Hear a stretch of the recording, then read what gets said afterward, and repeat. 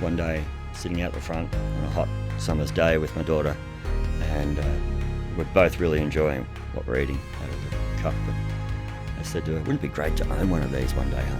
She goes, yeah, Dad, that would be awesome.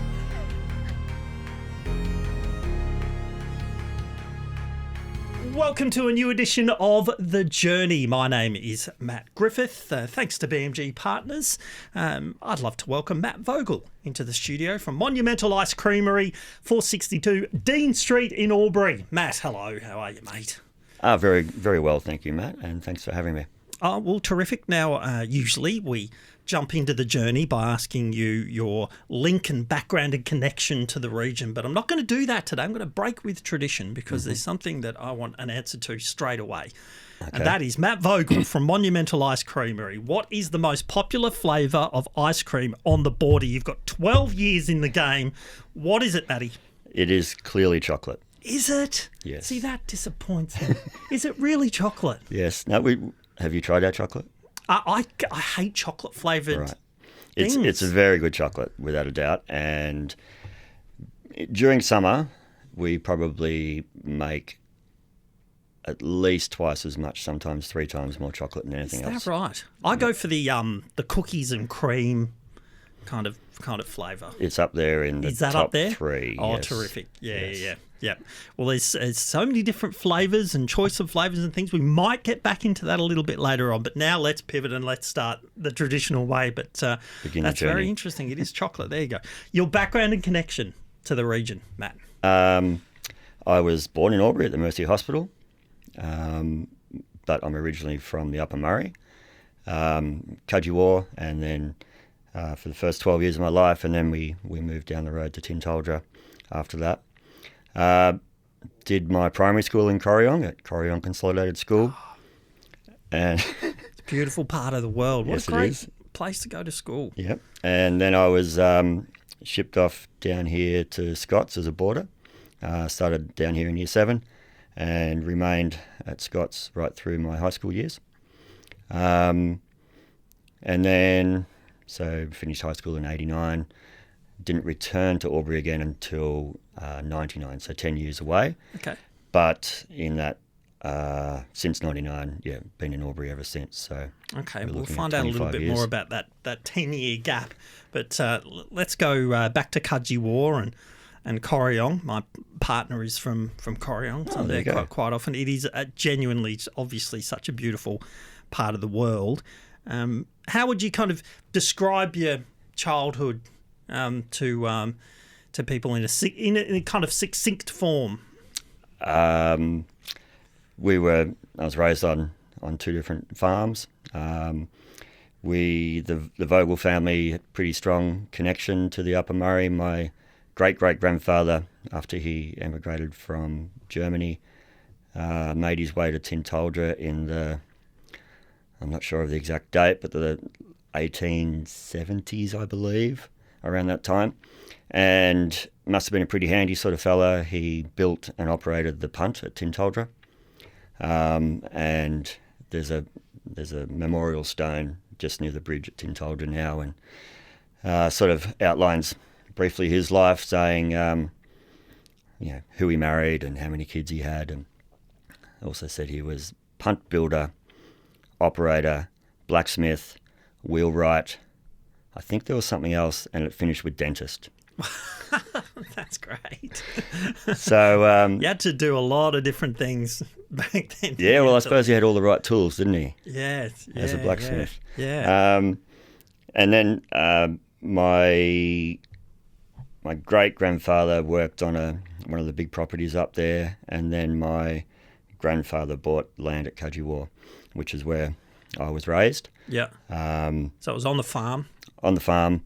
And then, unfortunately, my father died when I was pretty young. And then Mum remarried, and by the time it was actually during my time in Year 7, we moved down to Tintulja, where Mum and my stepfather Neil bought property down there. So,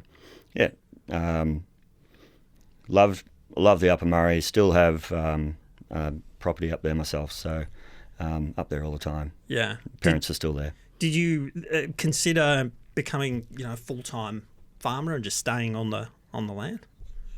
Not really. More recently, there's been a little bit of talk about it, but no, it hasn't eventuated. My property's not that large, so it's something that I value highly outside of work down here. So, Yeah. now the parents have just sold off one of their properties, so they're sort of starting to downsize as they get a little bit older. And it's such a lot of work, isn't it? I mean, obviously, a lot of people have kind of hobby farms and want to take on farming for the relaxation side or just the fun, a lifestyle accoutrement. But for full-timers, I mean, you would know so well, like the amount of work you have to put in. Yeah, totally. Yep. Yeah. And but I think most of them do it because they absolutely love it. It is a pretty great lifestyle. Yeah. I mean, you've got to be hands-on with everything and know so many different skills, and it is a good lifestyle. So were you a typical kind of country kid that wouldn't have liked to have been in the city? Were you just... Mum grew up in Melbourne before she met my father in Melbourne at a dance, and then she moved up in her early 20s. So she still had family in Melbourne, obviously, so we would visit there a lot. And I loved going to Melbourne. I really enjoyed it. So the transition to the Scots school wouldn't have been that great then if you'd also, go to Melbourne quite a bit. No, I didn't know anyone really, but quickly found great bunch of mates that we're still really tight. Yeah. So I actually loved going to boarding school. Absolutely loved it. So much sport and. It's probably difficult to for anyone to really understand the experience without doing it. I would have thought boarding school, because it elicits various different emotions from people. Like people who haven't been to boarding school, it seems like a pretty fearful, scary thing to have to go through. Yeah, totally. That you're removed from your parents and you're just thrown in there with a bunch of other boys. And as much for the parents as well, I think. I mean, a lot of parents I speak to, there's no way I could send my child off to school. I'd miss Would them you too recommend much. it? Would you say that it's something that's really... for the right families, for the right kids, for sure. One of my employees has just this year gone down to Caulfield Grammar and got a scholarship there, and she was really unsure about making the move, and I just encouraged her to do it. And first time I spoke to her afterwards, she's just loving it. Yeah, absolutely loving it. So for her, I could see it was going to be a great move for her, but I think for some other kids it may not be. Yeah. And when did your love of food and ice cream come to the fore? The Vogel family was really big on desserts and ice cream. So probably my grandmother and my grandfather, who I spent a lot of time with growing up. I'd say from there that was where it originated from. Would you call yourself a foodie, or was it really the process, I guess, of making ice cream and all of the farming aspect of it that drew you into it, rather than I'm a foodie, I'm a connoisseur? No, definitely not a foodie. Not a foodie at all.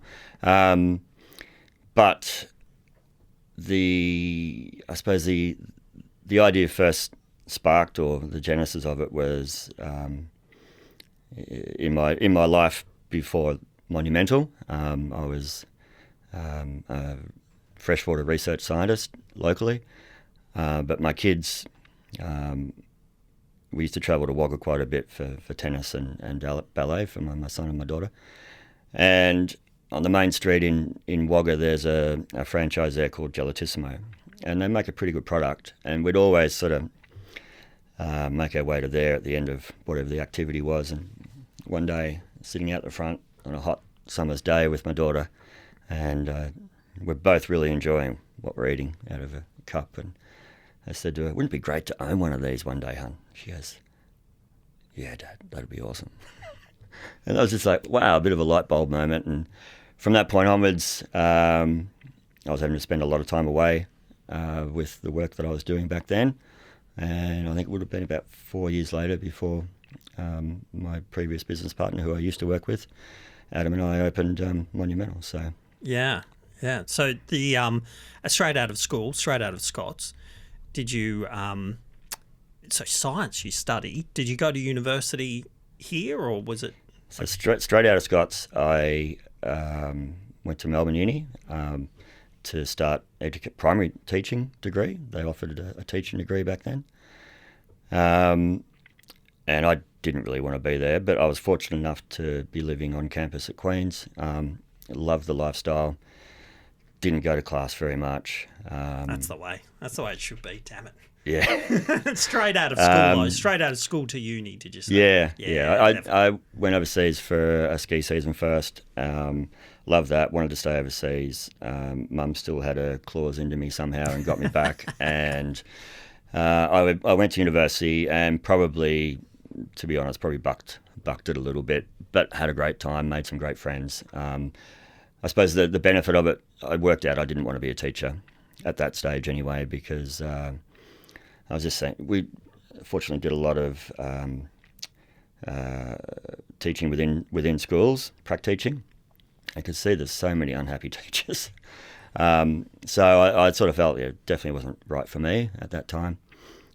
So yeah, left Melbourne Uni at the end of the year and moved back to Tintaldra and worked in the family earth moving business for a few years. Yeah. And then I'm intrigued by the 10-year period that you weren't. Yeah, so here. 89, 99, did you say? Or no? Yeah. Yep. Yeah, so first in Melbourne was 1990. Yeah. So then 91 to 90, end of 93 was in earth moving at home, which picked up a lot of skills that I didn't have and learned how to work properly and got shown a good work ethic. But probably my main passion is skiing. So I went to Japan, did a winter season over there, and then went to Canada and stayed there for 4 winters, and came home. So in winter I was grooming ski hills, and in summer I was building golf courses. Yeah. And wow. Did you consider not moving back, or was the demands of family enough that? True. Yeah. I married a Canadian lady, and we actually had both our kids were born in Canada. I had them pretty young, but moving around, especially the summer work, we were moving around to absolutely beautiful places, like mostly building golf courses in alpine resorts, which was absolutely fantastic. But we'd just had our second child, and moving around all the time was difficult. So yeah, we decided we would start afresh in Australia. So we moved back and initially moved to Corryong, back into earth moving in the family business. Understandably, my Canadian wife didn't think that Corryong, moving from a large place in Canada, was probably the best fit, and that's when I decided to go back to university, studied science, and went to La Trobe here in Wodonga. I mean, I can understand why it would be difficult. I mean, if it can definitely understand it, but that must have been. Was it a shock, or did you see that? Did she move back to Canada? No. My wife has since passed away. So she visited back home quite a few times. Yeah. With the kids. Yeah. But no, she stuck it out in Australia as long as she could. Yeah. So you're back home. You're studying science. Yep. But you're kind of formulating this idea of, wouldn't it be great to have an ice creamery, with the Wagga experience that was in and around that time? So it was just a spark moment, I suppose, which I thought, it's not a bad idea. Because there wasn't much around.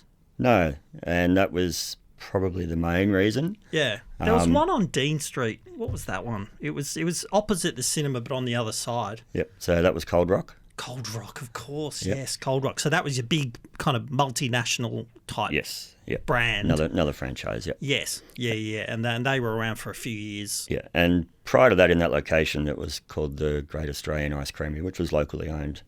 And they'd been there a long time as well, I believe. But Yeah. I didn't have much crossover with them. So there was a little kind of hole in the market there for you. Yeah, well, I thought there was definitely space for some good quality product. Yeah, yeah. Yep. Now, am So- I right in saying that you own it with your current wife? Correct, yep. Yeah. Yeah, Yes. so Shannon's been in the business now for nearly 4 years. But prior to that, I started it up with a colleague from the freshwater world that I was in, Adam Richardson, and we ran it together, I think, for about 8 years. Yeah. Yeah. Yeah. What impact does it have on your life running a small business like that as well, hospitality based, where you have to deal with members of the public and you have to get it right all the time? I mean, what kind of impact does it have? Well, as you know, we're a 7-day-a-week business. Apart from Christmas Day, we're pretty much open every day of the year.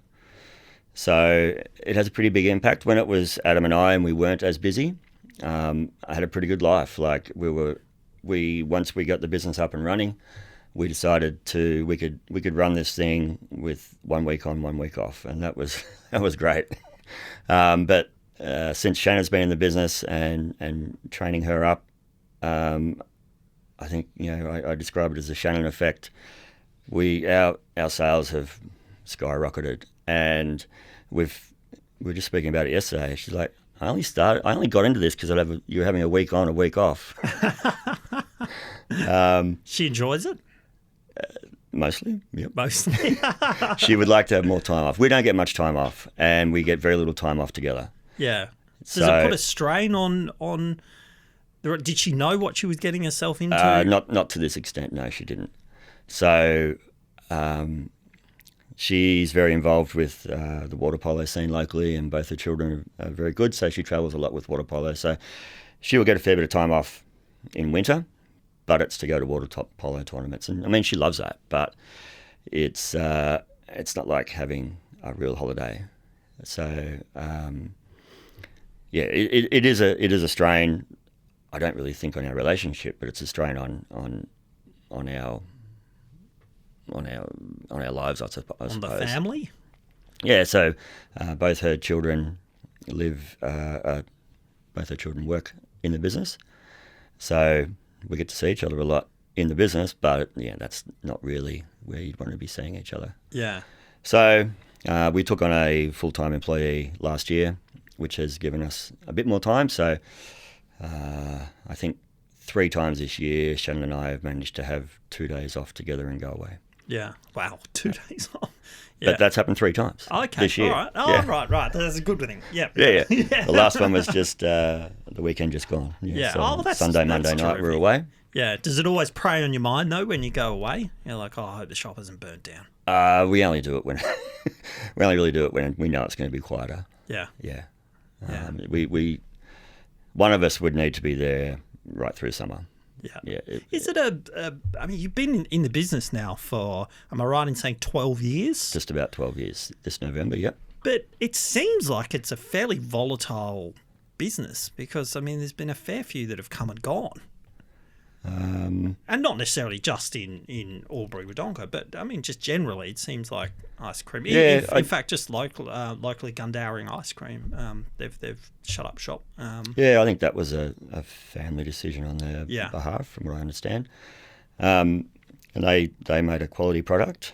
I think, I have spoken to a few people through the years who may have been involved in it and love the summer trade, but obviously winter, it really dies off. So getting a level income stream is difficult. Our best winter was last year. It was really, really good after building it Yeah. up and up and up. And What's a comparison, rough comparison between summer and winter turnovers? I mean, what kind of percentage difference is there in the winter? 150 to 200. Oh. Yeah. And I mean, obviously, you're not going to get that at a burger place or whatever. I mean, it is I think, going to particularly affect cold things like ice cream. More so, yes. Yeah. I think, I mean that's that's the nature of hospitality in Albury Wodonga. Summer is the boom time, and everything sort of slows off, especially as it gets cold reasonably quickly, it gets dark reasonably quickly. People think, oh my God, we can't go out, and you sort of notice at the end of, so from these holidays onwards, it just starts to pick up again. Yeah. If it's an early cold year, May's our quietest month. If it's a regularly cold year, June's our quietest month, and then it just slowly picks up from that point onwards. Yeah. Do you have to in winter? Do you have to really kind of focus on the kids? Because I feel like as an adult, you really do. I would think of an ice cream in the summer, definitely, but I wouldn't necessarily in the winter. But you can get a kid anytime. They'll eat ice cream at midnight. It doesn't matter. Yep. Do you focus a little more on the kids through? Not necessarily. In the past we used to run flavour competitions, so we'd get the general public to fill out a form, nominate a flavour, and name the flavour, and we awarded creative names that we thought was a flavour that first we could make and a flavour that would work. And I think we did that for 3 or 4 years, and it definitely helped sales, and it was a lot of good fun. And we used to run it. We'd choose 8 flavours that we could make, and we'd do a knockout. And so one flavour would go against the other flavour. The first one that was finished would go through to the next round. And people still often ask, when are you going to do the flavour comp again? Yeah. But back then, we had a lot of time in winter to sort of do all this thing. Even this year, that's quieter than it has been the last 2. We still wouldn't have the time to mess around. And you've expanded, of course. Yes, yep. You've got the one at Thaguna, Diamond Drive. Diamond Drive, yep. Yeah. And what impact has that had on you? It's made us even busier over summer. We were warmly welcomed by the Thaguna community, and it's been really overwhelming sense of gratitude from the community out there. So that's really heartwarming, and sort of we've really appreciated that from their behalf. Since the end of daylight saving, things have started to slow down out there quite a lot, but obviously it's going to pick up again from September. Yeah. So love the move. They've just started building the Coles out there in the same little development. So massive growth area. Looking forward to having more things around us, especially at night time, because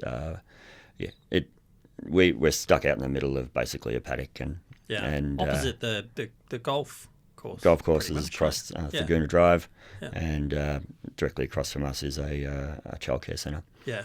So having Coles move in there, we'll do our night trade wonders, I believe. So looking forward to that. I would imagine. So looking back to when you were, I don't know, say going to uni and potentially being a school teacher, I imagine you never thought then that you would be running an ice creamery. And often I talk to people and they know straight away, they know from a young age exactly what they're going to do. And so the pondering the question of whether you're happy with the twists and turns that have led you to where you are, I mean, it's almost a moot point because they pretty much had in their mind straight away what they wanted to do. But considering that you wouldn't have necessarily thought of an ice creamery back then, are you happy with how it's all turned out? Are you happy with what you're doing? Totally, yes. I have very, very few regrets in my life at all, if any. And I'm really grateful for the choices that have been provided to me, and the choices that I've made along the way. Yeah. You're right. I never thought I was going to have an ice creamery. Would have been the furthest thing that I could ever imagine me doing. But I've obviously had huge personal growth, and I'd never been in business before.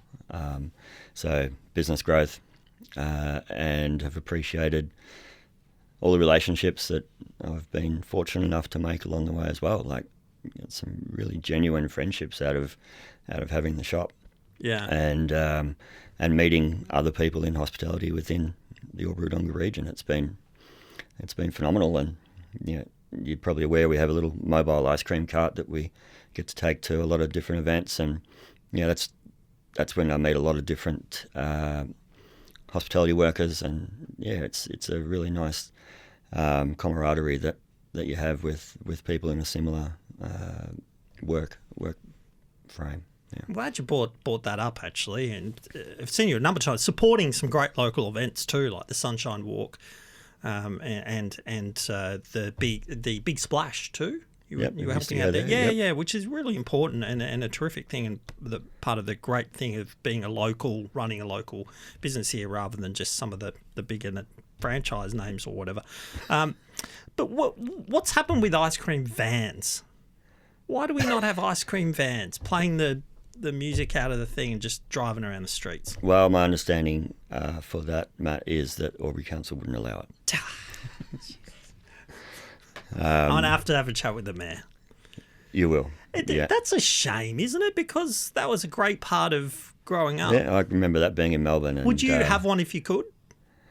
Driving the streets? Yeah, the old-fashioned way of just driving around. You'd give it a go, for sure. It's unrealistic nowadays. You'd give it a go, yeah, if you're allowed to. If you're allowed to. It's just that modern world. So much bureaucracy, it's crazy. Yeah. So, you must have a great sense of achievement then to be in the business for more than a decade. I and do. Expanding as well. Yes, yeah, definitely I do. Adam and I sort of found our feet. He probably had a little bit of natural business nous, a little bit more than what I did. But yeah, we both learnt extreme amounts. And I don't know, I think it just sort of comes naturally in a way. As you said earlier, you need to deal with the public. So being able to deal with the public is a skill in itself. You need to be able to Do you like dealing with the I do. Most of the time, yeah. I mean, we're pretty fortunate having an ice cream shop. Like 99.9% of the people that are coming in want to come in. They're excited. True. Yeah. It's a pretty small outlay.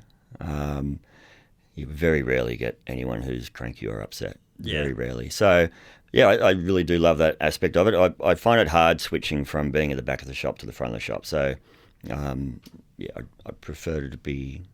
I'd actually prefer to be out the front if I could, but there's a lot of product to make, so don't often get that experience. I mean, watching kids grow up, coming into the shop, and like there are families that come in from the time they are 2 years old, like kids are 2, and they're always excited. They're always happy to be there, and you develop a rapport and a relationship with them and their parents, and it's really heartwarming. I love that aspect of it. You must have seen people basically growing up totally in front of your eyes. Saw kids grow up, and now we employ them.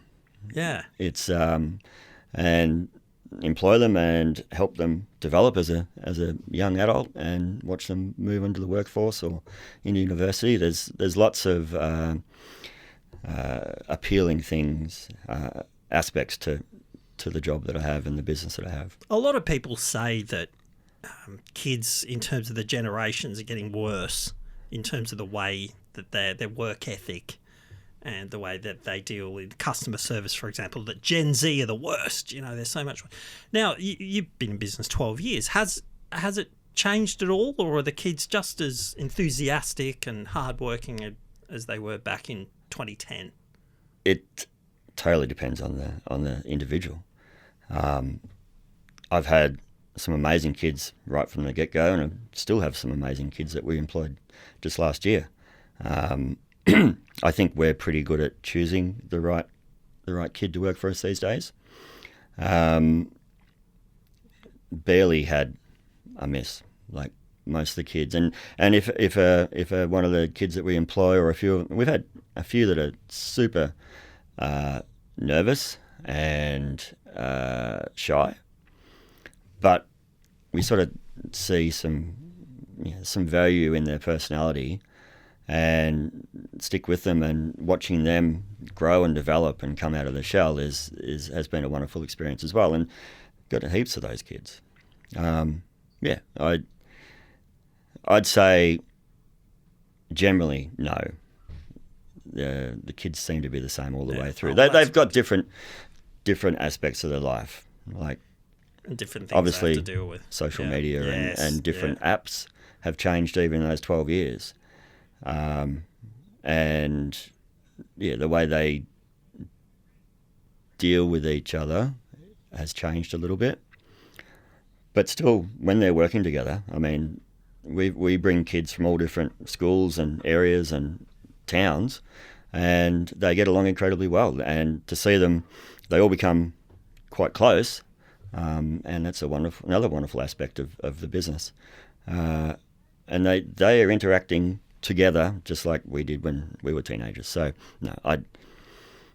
there's different pressures and different outside influences on their lives to what they used to be, but generally speaking, I think we're all the same. Yeah, that's terrific. Through the generations.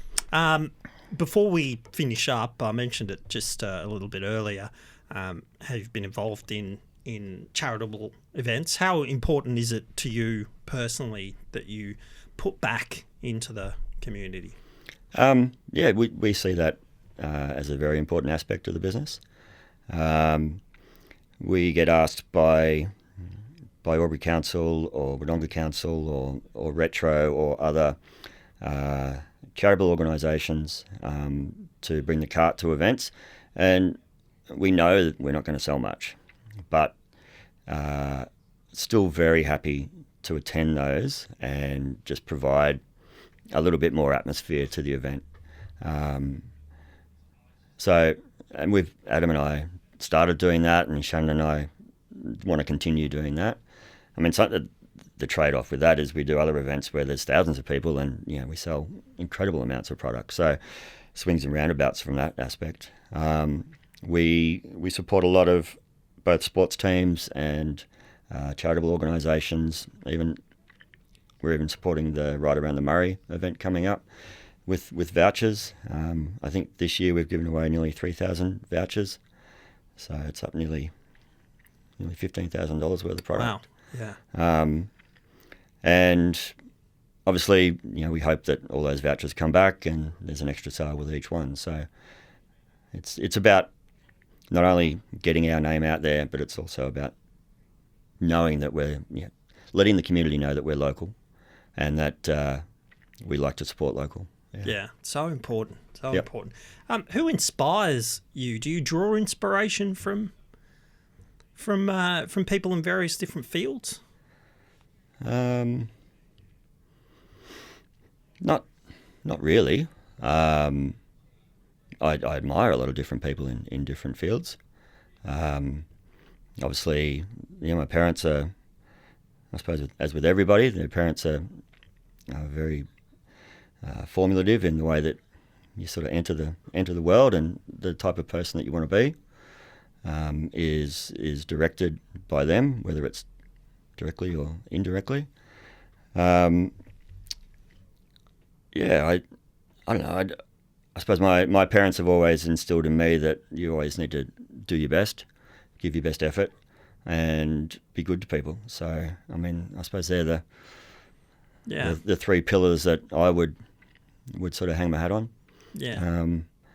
But as in terms of inspirational people, there's many that I admire, but none that I sort of like try and emulate. Yeah. All right, let's wrap it up. What about the future? How long is Monumental going to be around for? Well, hopefully for forever. But hopefully not us running it forever. We've still got a few things to achieve within the business. We're working on a couple of new little things at the moment. So, one of our big challenges at the moment is the introduction of a national franchise around the corner. So we're working hard to go up against them, and so far we're doing well. We're doing really well. So we need to see that out, and hopefully, my wish would be to see them out, but I don't know whether that'll happen. Shannon doesn't think it will.